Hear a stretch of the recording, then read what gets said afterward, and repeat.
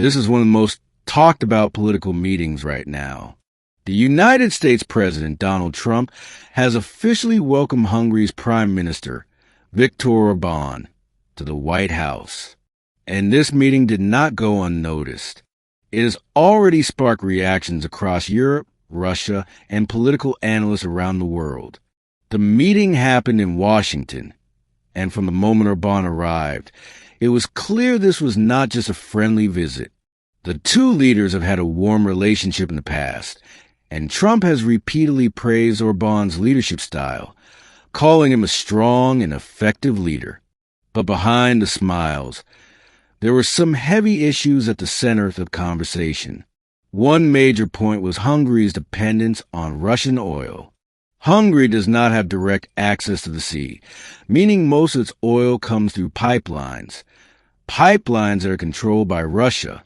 Because of global sanctions placed on Russia due to the war in Ukraine, Hungary has been struggling with how to maintain energy supplies without damaging its own economy. During this meeting, Trump openly acknowledged Hungary's situation. He said that the United States is now considering whether Hungary should receive an exemption from certain sanctions that currently restrict the purchase of Russian oil. In simple terms, Trump is thinking about allowing Hungary to continue buying oil from Russia legally. This is a big deal.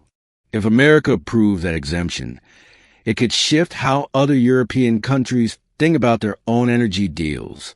It could even cause tension with NATO and the European Union, who have tried to remain united in restricting Russia's economic and political power. Orbán explained that Hungary cannot simply switch to another oil supplier overnight. Without Russian oil, Hungary would face serious energy shortages and price spikes. He argued that his priority is protecting Hungarian citizens and Hungary's economy. The two leaders also discussed nuclear energy cooperation. Hungary wants to start buying American-made nuclear fuel and technology, something that could gradually reduce how much the country relies on Russia. For Trump, this represents not just an economic partnership, but also a strategic influence move in Europe. But reactions outside that meeting room were intense. Critics argue that any move that gives Russia more room to operate financially is dangerous while the war in Ukraine is ongoing.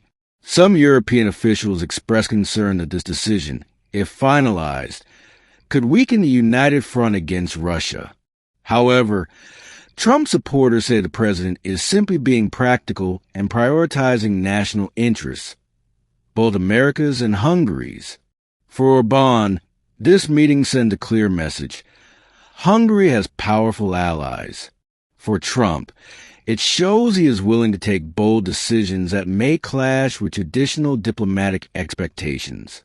And for the rest of the world, this meeting could mark a shift in energy politics, alliances, and how global power is negotiated. As of now, no final decision has been announced about the exemption. The United States says they are still reviewing it. But the tone of the meeting suggests that both leaders are moving toward a deeper strategic partnership. This story is still developing. The outcome could influence Europe's energy markets, the war in Ukraine, and future diplomatic relationships. We will continue to follow updates as more details are released.